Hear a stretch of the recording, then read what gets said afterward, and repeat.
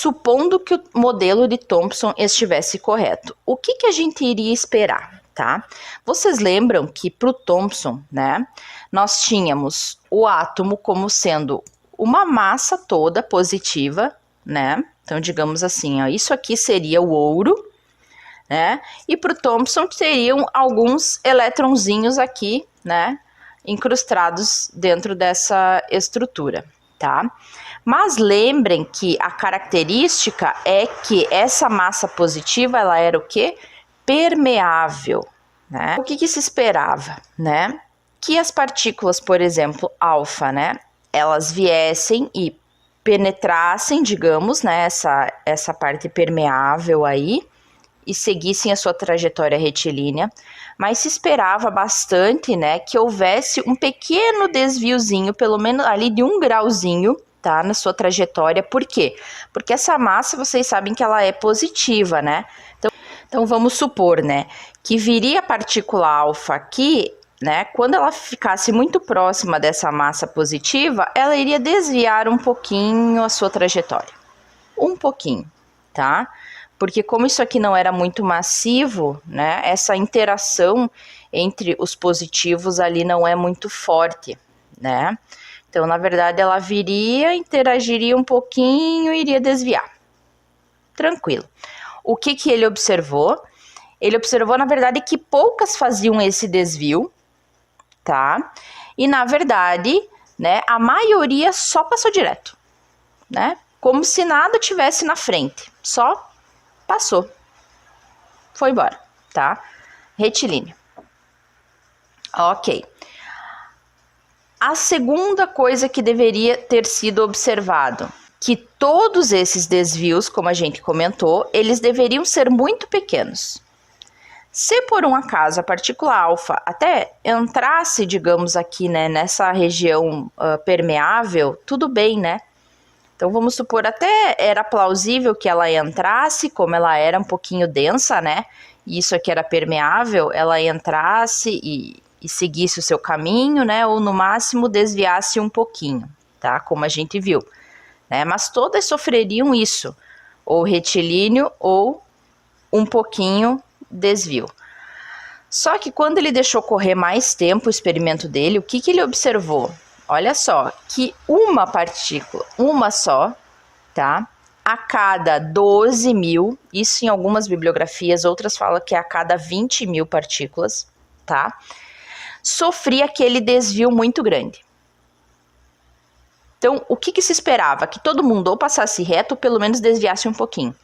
E aí, de repente, lá de vez em quando, vinha uma dessa aqui e batia em alguma coisa, né?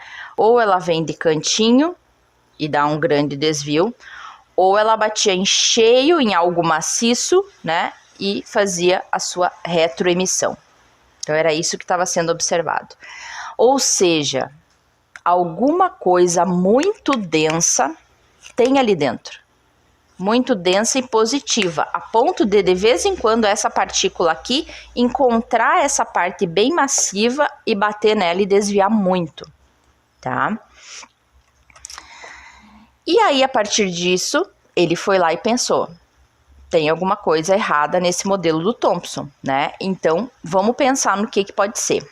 Então, o primeiro postulado dele, ele colocou como: os átomos apresentam um núcleo denso e positivo que possui um volume muito inferior ao volume total do átomo. Por que ele chegou a essa conclusão, né?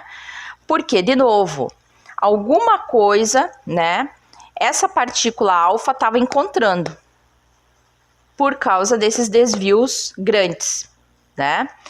Mas, ao mesmo tempo, olha só, por que o volume era muito inferior ao total, né?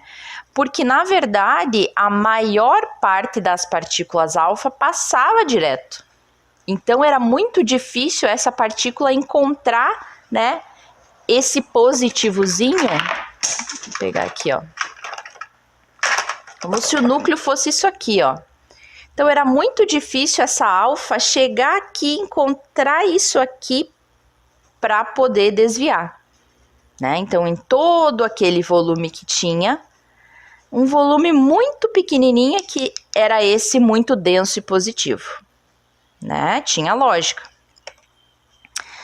No segundo postulado, ele pensou o quê? Que a maior parte do átomo, na verdade, é vazio, tá? Por que ele observou isso, né? Porque, na verdade, como ele viu, né, apesar de se esperar, né, que as partículas alfa elas viessem e interagissem um pouquinho com a massa positiva e desviassem um pouquinho, na verdade, não.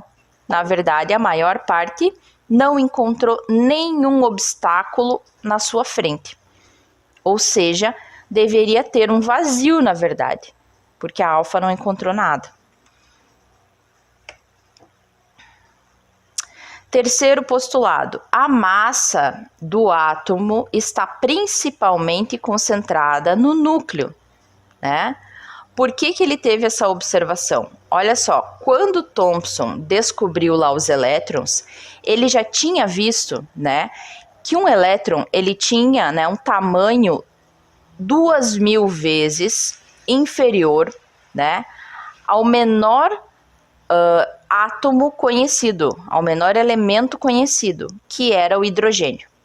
Então pensa, se um elétron é 2.000 vezes inferior ao tamanho de um átomo, então, ou seja, os elétrons, eles não é eles que são responsáveis pela massa, na verdade é outra coisa. Então, o Rutherford, ele associou assim, bom, então é muito provável que esse núcleo aí que eu encontrei é que seja responsável por essa massa toda do átomo, né? Porque os elétrons não devem ser.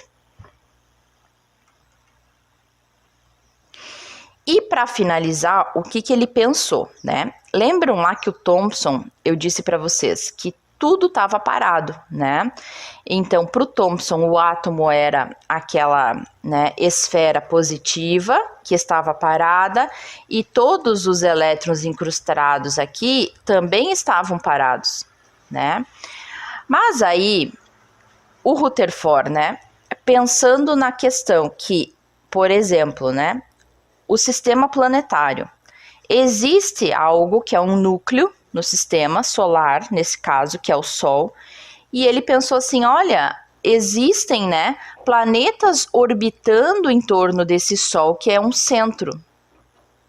E também existe bastante vazio entre eles, né? Então ele pensou assim, olha, é muito provável, né? Porque na natureza muitos padrões eles se repetem, né? Então é provável que o átomo ele se comporte de uma forma similar ao sistema solar, né? Onde o núcleo positivo faria o papel do Sol, né?